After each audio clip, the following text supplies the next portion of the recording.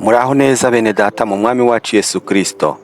Ni Leonari umuyobozi w'ubuhamya bw'Abizera TV ubasuhuza. Nshimiye Imana kuko yaduhaye ubushobozi bwo kongera guhura kuri iyi channel yacu ubuhamya bw'Abizera TV, umuyoboro wa YouTube, duhujwe no gusangira ijambo ry'Imana. Dufite intego yo gukora ibiganiro igihumbi kubw'icyubahiro cy'Imana. Nk'uko twabibabwiye, mukomeze gukurikirana ibiganiro, ndabizi bifite akamaro kuri wowe, umuryango wawe ndetse n'inshuti. Tudatinze mukurikire ikiganiro gikurikira. Turaganira ku ngingo igira iti kugirira ubuntu abandi mu bihe bikomeye. Turabanza dusenga Imana kugira ngo ibane natwe muri iki kiganiro. Uwiteka Imana, turagushimiye ko ubana natwe ko bwije nuko bukeye. Gushimiye ko turi bazima bene data, ko nabo ari bazima bashima izina ryawe. Izina ryawe rihabwa icyubahiro. Tugusabye rero kubana natwe muri iki kiganiro. Tugirire neza, ubane natwe, duhe guhuza kandi tube mu mwuka umwe nk'uko ubidusaba.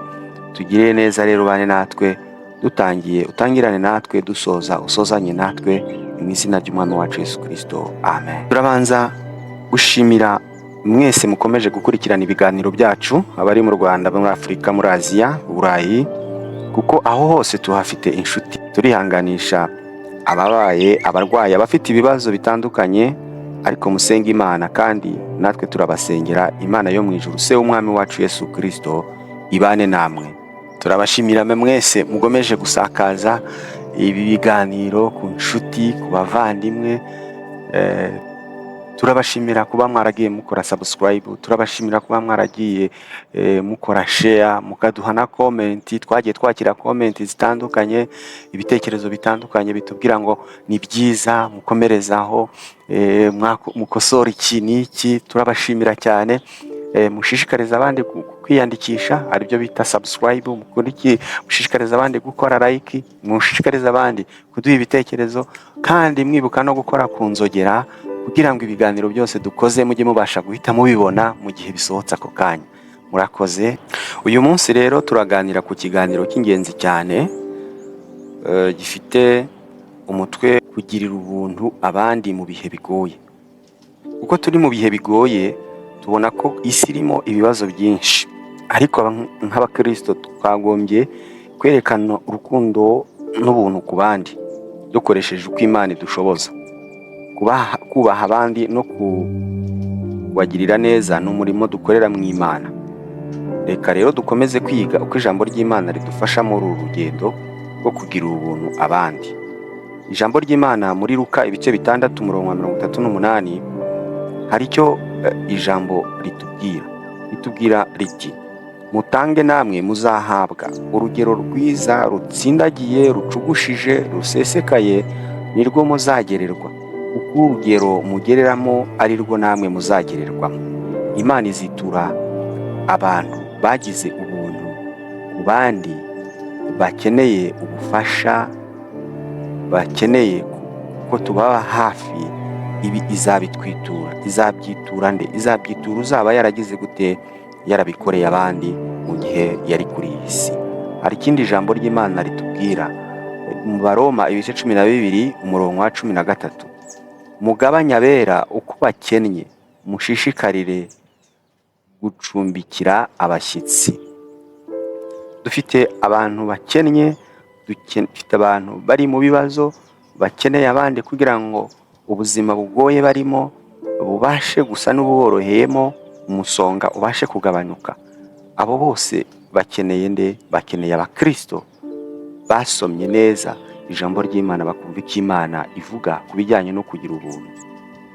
Impamvu ubuntu ari ngombwa muri ibi bihe bikomeye, muri ibi bihe turimo, muri iyi si, abantu benshi ubu hariho uburyo bworoshye bwo kumenya imibereho y'abantu. Amakuru aratambuka kuri internet, ibitangazamakuru ni byinshi. Hariho abantu bababaye rwose, nta makuru ushobora gukenera ngo ubashe kuyabura y'imibereho y'abantu. Uburyo bwo kuyageraho ni urahari. Twese dukurikirana ubuzima abantu babayeho, abababaye n'abakeneye ubufasha. Muri ibi bihe rero turimo, ibigeragezo ni byinshi muri iyi si, ni byinshi. Abantu bahanganye n'ubukene, indwara, ndetse n'amakuba atandukanye. Ariko nk'abakristo dukwiriye kwitandukanya n'iby'isi bitubuza gufasha, bitubuza kugirira ubuntu abandi, kwihugiraho, tukagira ubuntu n'impuhwe, kuko Yesu Kristo ubwe yadusigiye urugero rwo kubaho duhora dutekereza ku bandi. Ubuntu mu bihe bigoye si ugutanga byinshi, oya, ntabwo ari ugutanga byinshi, ahubwo ni umutima w'impuhwe ku bandi no kubereka urukundo rwa Kristo. Igihe cyose umuntu akora ibyiza, Imana iba ibireba kandi irabizirikana, ibishyira ku mutima.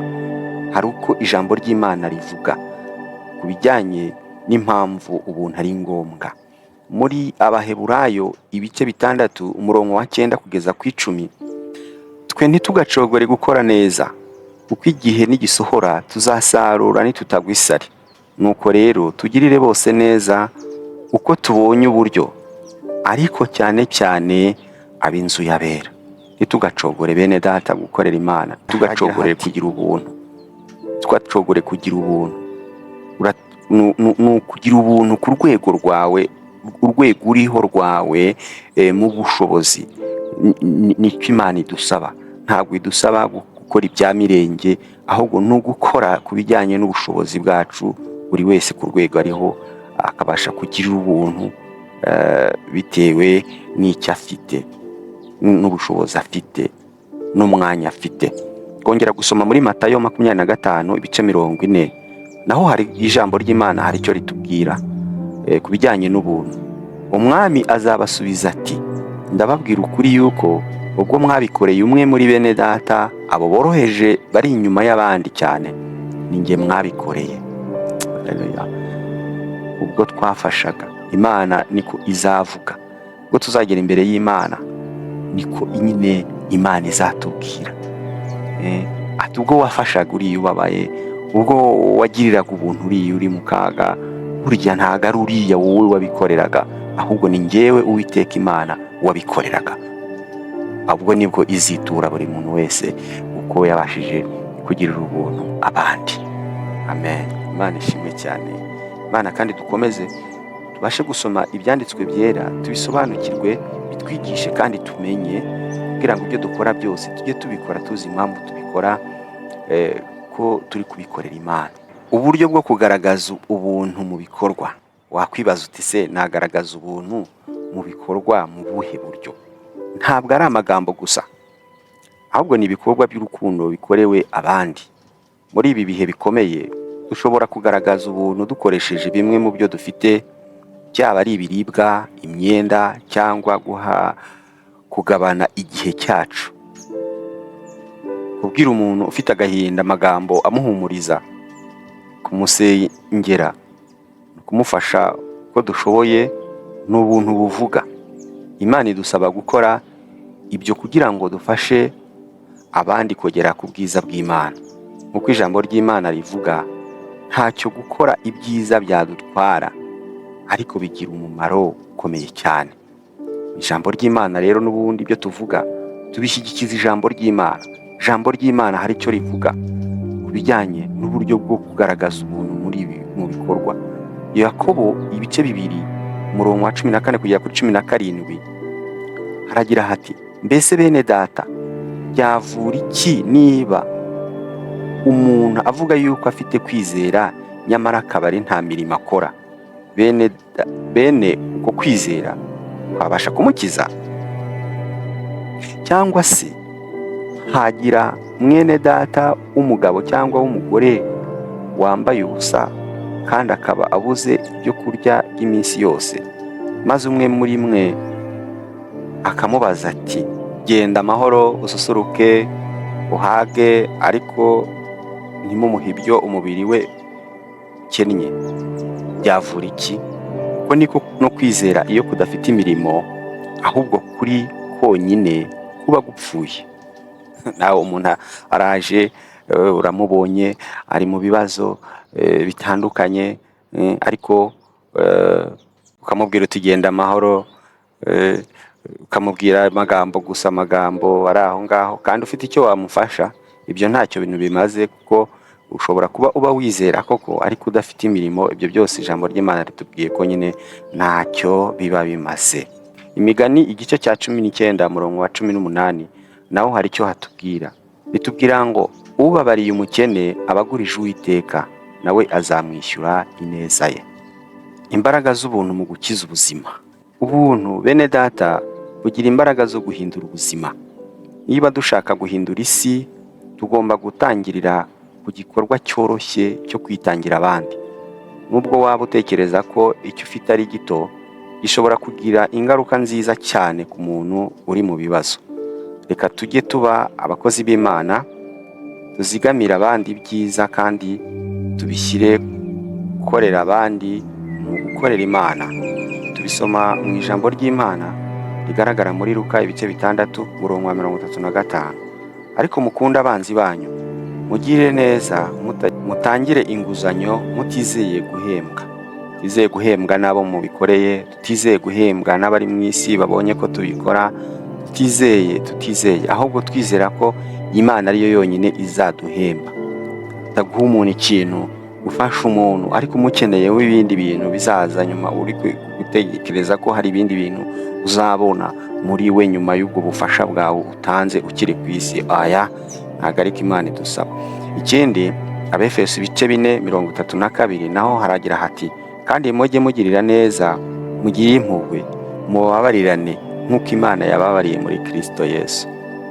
Mujye mugirirana neza, kugira neza abandi, kugira neza bagenzi bawe, kugira neza abakennye, kugira neza abafite ibibazo.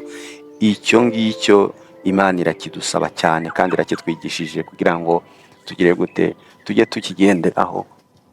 Dusoza ikiganiro cyacu rero, nshuti bakundwa mu Mwami wacu Yesu Kristo, ngera kubibutsa muri iki kiganiro ko twaganiriye kugirira ubuntu abandi mu bihe bigoye. Twabonye n'impamvu ubuntu ari ngombwa muri ibi bihe bikomeye turimo. Tureba kandi n'uburyo bwo kugaragaza ubuntu mu bikorwa.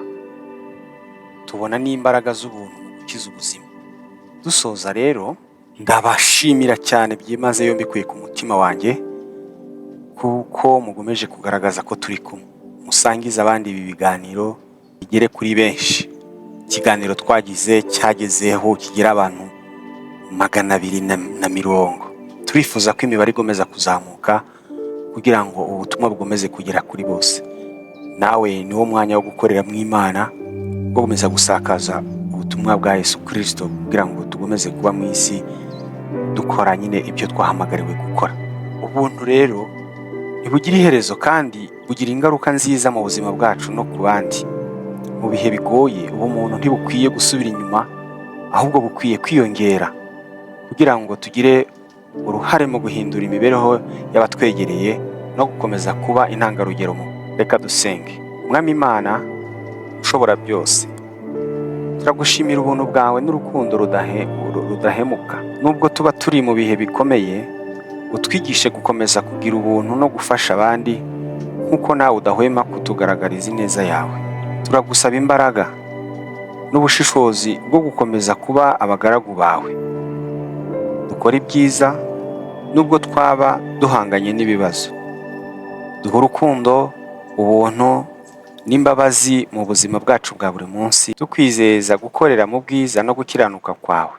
Dusengeye abo bose bari mu kaga, abakene n'abafite imitwaro iremereye, ubahumurize kandi ubahereze ubuntu bwawe. Tubisabye mu izina ry'Umwami wacu Yesu Kristo. Amen.